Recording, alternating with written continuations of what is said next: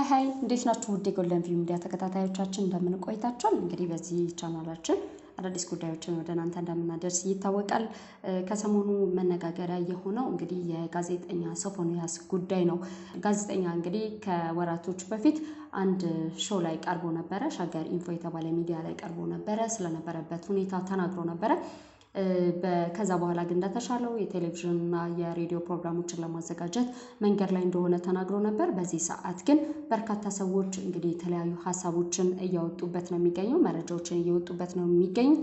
ይህ ሰው ግብረ ሰዶማዊ የሚመስሉ አነጋገሮችን፣ ወሬዎችን ከነዚህ ግለሰቦች ጋር እያወራ እንደሆነ ነው እየተናገሩ ወይም መረጃ እያወጡበት የሚገኙት። ነገር ግን ይህ ግለሰብ ከዚህ ቀደም የአእምሮ እክል ገጥሞት እንደነበርና ወደ ጸበል ሄዶ እንደነበር፣ ጸበል ሲሄድም እጅና እግሩን ታስሮ እንደሄደ ይታወቃል ማለት ነው። ከዛ በኋላ አገግሜ ነው እንግዲህ አሁን እዚህ ላይ የምታዩኛሉ ምክንያት ብሎ ነበረ። ምክንያቱ ደግሞ እንግዲህ አንድ ትልቅ ስራ ሰርቶ ነበር፣ ህይወቱን ሊቀይርለት የሚችል ቁሳዊ በሆነ ነገር ማለት ነው። መኪና፣ ቤት እንደምንለው አይነት እንደዛ ነገር የሚያስገኝለትን ስራ ሰርቶ ነበር። ነገር ግን ስራው ፌል አደረገ። ከዛ በኋላ የገባበት ስትረስ ነው እንግዲህ አሁን ላለበት ነገር ያጋለጠው። ታዲያ ከሰዎች ጋር አሁን በጣም ትናንሽ ብር ይጠይቃል፣ አካውንት ይልክላቸዋል። ጓደኞቹም እንግዲህ 3 ጊዜ 4 ጊዜ እንዲረዱት ጠይቆ እንደነበረ ይናገራል። አንድ ግለሰብ ነው ይህንን የሚናገረው። ዘመን ተሻጋሪ ይባላል። እንግዲህ ታሞ ጋዜጠኛ ከዚህ ታምም ያለው ከሚል ጋዜጠኛ ማጭበርበር ራሳችሁን ጠብቁ ሲል ነው እንግዲህ ጉዳዩ የማጭበርበር ሙከራና ስድቡም የደረሰው በእኔ ላይ ነው ሲል ይጠይቃል።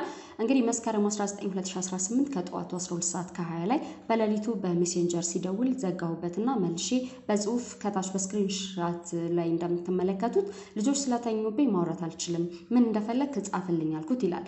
ከዚህ ልጅ ጋር ምንም አይነት ትውውቅም ሆነ ግንኙነት የለንም። በአንድ ወቅት ከዛ በኋላ እንግዲህ ልጆች ስለተኙብኝ ማውራት አልችልም፣ ምን እንደፈለግ ጻፍልኝ አልኩት ይላል። ከዚህ ልጅ ጋር ምንም አይነት ትውውቅም ሆነ ግንኙነት የለንም። በአንድ ወቅት ከዓመት በፊት ታገትኩኝ፣ ታፈንኩ ሲል እንደ ሰው ምን አጋጠመ ብቻ ነው የሚል ሜሴንጀር ላይ ብልክለትም እስካሁን አላየውም። ይህ ደፋር በስክሪንሻት እንደተያያዘው ምንም የማያቀኝን ሰው 3000 ብር ላክልኝ ብሎ ሲጽፍልኝ እኔ የገመትኩት አካውንቱ ተሰርቆ ይሆናል በማለት ማን እንደሰረቀው ለማወቅ ብዬ የባንክ አካውንትህን ላክልኝ ስለው ላከልኝ። የሆነ በራሱ ስም የተከፈተ አካውንት ሲልክልኝ እኔም ደንግጬ ምን አጋጠመ፣ ስራ ለቀቅ እንዴ፣ ታመምክ፣ ቤት ዋልክ፣ እንደ ሌሎች ወንድሞቻችንንም እንድጠይቅልህ የሚል የድምፅ ሪካርድ ላኩለት። ጎበዙ በድፍረት በራሱ ድምፅ ለሚፈልገው ሰው በሙሉ የላከልኝን የድምፅ ሪካርድ መላክ እችላለሁ ሲል ያስረዳል። እንዲህ ሲል ላከልኝ። አይ አልታመምኩም፣ ስራም አልፈታውም፣ በሳምንት ዜና አነባለሁኝ፣ እንዲሁም 2 የሬዲዮ ፕሮግራምና ማስታወቂያም እየሰራው ነው ሲለኝ ደም ይፈላና በሪካርድ እንዴት ሰዎች ስራ ፈተው ሕክምና ላይ ሆነው ተፈናቅለው በረንዳ ላይ ሆነው አንተ ስራ እያለ እንዴት ትጠይቃለህ? እንዴት ብር ትጠይቃለህ አልኩት። ከዚያም ልክ ነህ ተጸጽቻለሁ፣ አይለምደኝም በማለት ሲጽፍልኝ እኔም መለስ ብዬ እንዳይደግምህ ይህ አይነት ቦታ ላንተ አይመጥንህም እንዳላይ ብዬ ጻፍኩላት። ነገሩ የተቀየረው ከዚህ በኋላ ነው። ለካስ ልጁ ያ ነገርም ነው ይላል። ትልቅ መቀመጫ እኔ ቃሉን አልገልጽላችሁም። ትልቅ መቀመጫ ታደንቃለህ ወይ ሲለኝ ጤነኝነቱን ተጠራጥሬ ጭምር እኔ መልሼ እኔ ሙስሊምና ባለትዳር ነኝ፣ ምንም እንዳይም ሆነ እንድመኝ አይፈቀደልኝም በማለት ከታች እንደተያያዘው በምታዩት መልኩ ማለት ነው ጻፈልኝ ይላል። ወንድሜ ጸበል ሂድና ይጸብለ ያን ይሻላል ነበር መልሲ። መጨረሻ ላይ በዚሁ ብልግና በተሞላበት አንደበቱ በዚህ ልጅ ባህሪ ሳጣራ ታመምኩኝ፣ ተቸገርኩኝ እያለ ከጓደኞቹ ወደ 4 ጊዜ ገንዘብ እንደተረዳ ነው። በተጨማሪም ስለ ልጁ ስጠይቅ አካውንቴን ሌላ ሰው ነው የሚጠቀምበት እንደሚል፣ ነገር ግን ለኔ የላከልኝን የራሱን አካውንትና ለኔ የላከልኝ በራሱ ድምጽ ሪከርድ ነው። በመጨረሻም የልጁን ስልክ ፈልጌ ለምን ሰርቦ ብሎክ እንዳደረገኝና አጭበርባሪ እንደሆነ ስደውልለትና በይፋ ይቅርታ በልስለው ምንም አታመጣም የፈለከውን አድርግ ሲል ሁሉ ሪከርድ አድርጌዋለሁ። ይህን የምላችሁ ልጁ በድጋሚ ሌሎች ሰዎችንም አካውንቴ ተጠልፎ ነው በማለት እንዳያጭበረብራችሁ ስለማልፈልግ ነው ብሏል። በመጨረሻም የዚህ አይነት አጭበርባሪ ሰዎችን የቤተክርስቲያን ድጋፍ አሰባሳቢ ላይ ማሳተፍ፣ የበጎ ስራ ላይ እንዲያስተባብር መጋበዝ፣ መድረክ እንዲመራ ማድረግ እንዲሁም የዜና አቅራቢና የሬዲዮ ፕሮግራም መሪ ማድረግ እጅግ ነውር ነው ይላል። ዘመን ተሻጋሪ በሚል የሶሻል ሚዲያ ስሙ ይታወቃል ማለት ነው። እንግዲህ በሌላ በኩል ደግሞ ሌላ አስተያየት ሰጪ ደግሞ ነገሩን ግልጽ ለማድረግ ያክል እውነታውን ማወቅ አለብን። ሶፎንያስን በቅርበት የሚያውቁት አብረውት የሰሩ በተለያየ አጋጣሚ ቅርርብ የነበራቸው የጋራችን ወዳጆቻችን ከሆኑ ከጓደኞቹ ጋር በማውራት መረጃ ለማግኘት ሞክሬያለሁ። ገንዘብ መጠየቁ ጉዳይ አልነበረም። ታዋቂ ሆንን አልሆንን፣ ተከበርን አልተከበርን የሆነ ወቅት ልናጎነብስ የሚላስ የሚቀመስ ልናጣ እንችላለን። አለን የምንለው ሁሉ አንድ ቀን ምንም ሊሆንብን ይችላል። እኔም እናንተም ይህን መንገድ አልፈነዋልና ዋናው ጭንቀቴና ሐሳቤ ሰውነቱ ላይ ነው። ሶፎንያስ አንድ ትልቅ ሚዲያ ላይ ይሰራ የነበረ ሰው ነው። ኢትዮጵያውያን የሚያካልል ሚዲያ ላይ የሰራ ሰው፣ መልኩ፣ ስራው፣ ስሙ የሚታወቅ ዝናው የናኘ የሚዲያን ባህሪ በሚገባ የሚያውቅ ሰው አደባባይ ላይ በሚገለጥ መልኩ ፍጹም ለማመን በሚከብድ መልኩ የሚያስነውር ተግባር እንዴት ሊፈጽም ሊሰራ ይችላል? እንዴትስ ክብሩን ይጥላል ነው። ከአብዛኞቹ እንደተረዳሁት ልጁ ለዓመታት የአእምሮ እክል የገጠመው አሁን ላይም የአእምሮ ጤና እርዳታን የሚፈልግ አንዳንዴ ደህና የሚሆን አንዳንዴም ልክና ስህተቱን ሁላ መለየት የሚሳነው አይነት ሰው መሆኑን ነው። ልጁ በዚህ ሰዓት ሜንታሊም ፊዚካሊም ጥሩ ላይ እንዳይደለ በቅርቡም በተደጋጋሚ ራሱን የማጥፋት ሙከራ አድርጎ እንደነበርም ሰምቻለሁ። ወደ ዋናው ቁም ነገር ስንመጣ ግን እንደኔ አሁን ላይ መደረግ ያለበት ነገር አለ። የቅርብ ሰዎቹና ቤተሰቦቹ ልጁ ወደ ሙሉ ጤንነቱ ይመለስ ዘንድ በጽኑ እንዲያግዙት ማድረግ፣ አውቆም ይሁን ሳያውቀው ከገባበት አስፈሪና አስቀያሚ ነገር ውስጥ ወጥቶ ወደ ጤነኛና ሰላማዊ ህይወት መመለስ በሚችልበት ጉዳይ ዙሪያ ከባለሙያዎች ጋር ተማክሮ መስራት ያስፈልጋል። ይህ መሆን ቢችል የሚባል ሳይሆን መሆን ያለበት ነገር ነው። ይቅርታ ስናደርግን በዚህ መንገድ ብቻ መሆኑ ይሰመርበት። ሀክ ከተደረገው አካውንቱ በላይ ሀክ የተደረገው አእምሮ መመለስ ለሱም ለኛም አስፈላጊ ነው። በተረፈ ድርጊቱን በድፍረትና በንቀት ያያችሁ ወገኖች ያለበትን ሁኔታ ተረድታችሁ አፉ በሉት። እንግዲህ ሶፊ ስራ ጀምሮ ነበር። የሚገርማችሁ አንድ ፕሮግራም ላይ አግኝቼው ነበረ። በፊት የምናውቀው ሶፊ አይደለም። እውነት ለመናገር ረጅም ደቂቃ ላወራው ሞክሬ ነበር እና ያስታውቃል አይደል? ሰውነቱ ላይ በፊት የነበረውን ሶፊ ታውቁታላችሁ። አሁን ያለበትን ሁኔታ ደግሞ ስታዩ የሚነግራችሁ ነገር አለና እንዴት ነው ግን በደንብ እየተሻለ ነው ወይ ምናምን ስለ ስራ ጀምሬያለሁ እኮ ሬዲዮ ፕሮግራም ስራ ጀመረ፣ በጣም አሪፍ ነው ፊድባኩም አለኝና እንደውም በቃ አንድ ኢንተርቪው እንሰራለን ተባባልን። አይ በቃ አሁን ሚዲያ ላይ ከዚህ በኋላ ትንሽ መሰብሰብ ይፈልጋሉ አለ። መልኩ እየወጡ ያሉ መረጃዎች አሉ። ለማመን በጣም ይከብዳልና እግዚአብሔር ጨርሶ ይማረው።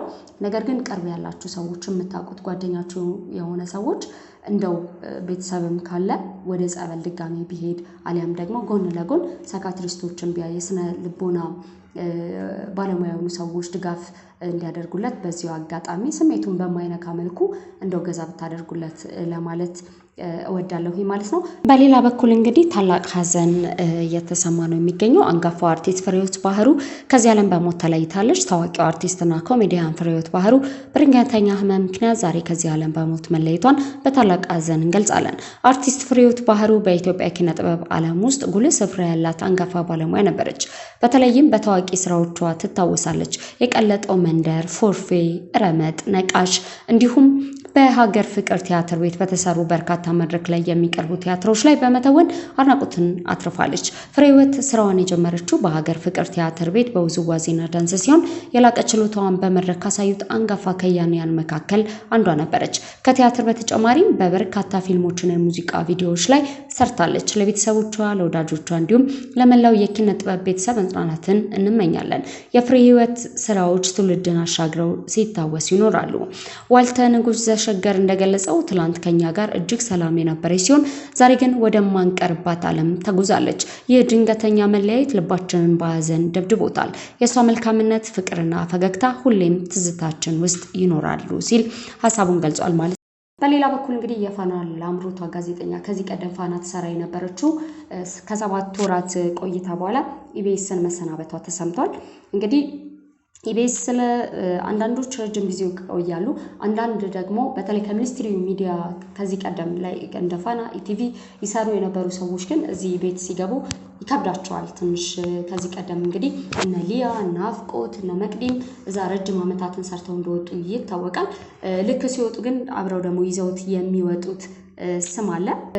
እንግዲህ ከዚህ ቀደም መቅዲ በጣም በእንባ ተቦልታ ስትናገር ነበር በጣም ተከፍታ እንደነበረ ከዛ ቀደም ደግሞ ኢቢኤስ ምን ያህል ለነሱ ጥሩ ቤት እንደሆነም ስትናገር ነበር በርግጥ በአሁኑ ሰዓትም አባይ አልተመቻትም የቀደመ ችሎታዋን አቅሟን ማየት አልቻልንም የሚሉ አስተያየት ሰጪዎች አሉ የሆነ ሆነና መቅዲ ጎበዝ ልጅ እንደሆነች ብዙዎቻችን የምንስማማበት ጉዳይ ነው በተለይ ኢንተርቴይንመንቱን በደንብ የምትሰራ ልጅ እንደሆነች እናውቃለን እንግዲህ ናፍቆትም ሁሉም የየራሳቸው ምክንያት አላቸው የሚገርማችሁ ደግሞ እርስ በርስ ደግሞ መልሰው የሚጠላለፉም ሰዎች ናቸው ማለት ነው ታዲያ እንግዲህ በእርግጠኝነት እንደሚከብዳት ገብቶኝ ነበር ምክንያቱም ሚኒስትሪም ሚዲያው የራሱ ኤዲቶሪያል ሲስተም አለው በተለይ ፋና ኢቲቪ ያሉ ጋዜጠኞችና እዚህ ላይ የሚመጡት ኢቢኤስ ላይ ሲመጡ ይከብዳቸዋል የኢቢኤስ ፕሮግራሞችን ስንመለከት ኢንተርቴይን የሚያደርጉ ለሶሻል ሚዲያው ትንሽ ቀረብ ያሉ ናቸውና ኤዲቶሪያል ሲስተሙ ማይቲንግ ከሚለይ ይመስለኛል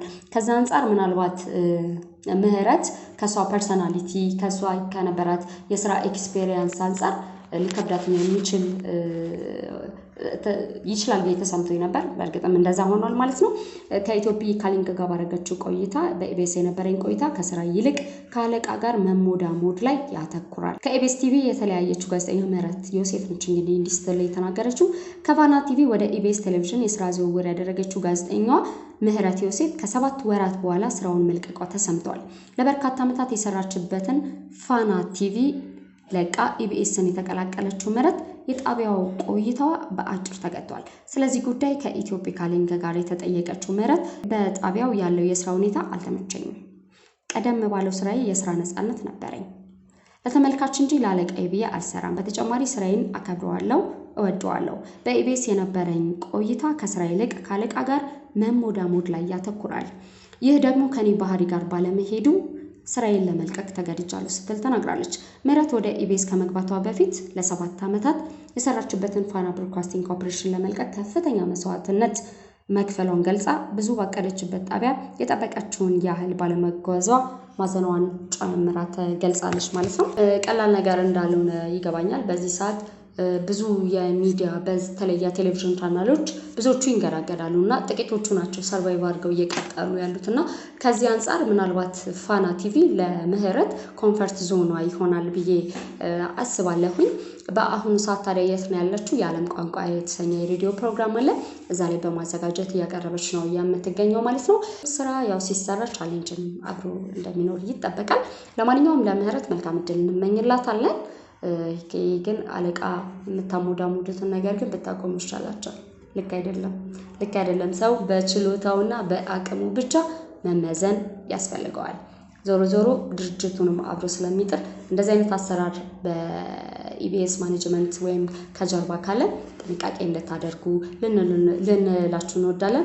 ኢቢኤስ ብዙዎቻችን የምንወደው ጣቢያ ነው እንዳልኳችሁ ለዚህ ለሶሻል ሚዲያው ትንሽ ቀረብ ያሉ ይዘቶች ያሏቸውን ፕሮግራሞች ስለሚያዘጋጁ ከዛ አንፃር ለህብረተሰቡ በደንብ ቅርብ ናቸው ያስባለውና ጥንቃቄ ግን አድርጉ እንደዚህ አይነት ነገር ካለ ለማለት ነው ለሶፊም እስኪ ጥሩ ሐሳብ ስጡት እግዚአብሔር ይማረው እግዚአብሔር ወደ ቀደመ ክብሩ ወደ ቀደመ ማንነቱ ይመልሰው እጅግ አድርገን እናመሰግናችኋለን ትግስት አሻለው ነበርኩኝ ጎልደን ቪው ሰብስክራይብ ማድረግ አትርሱ ወዳችኋለሁ ቻው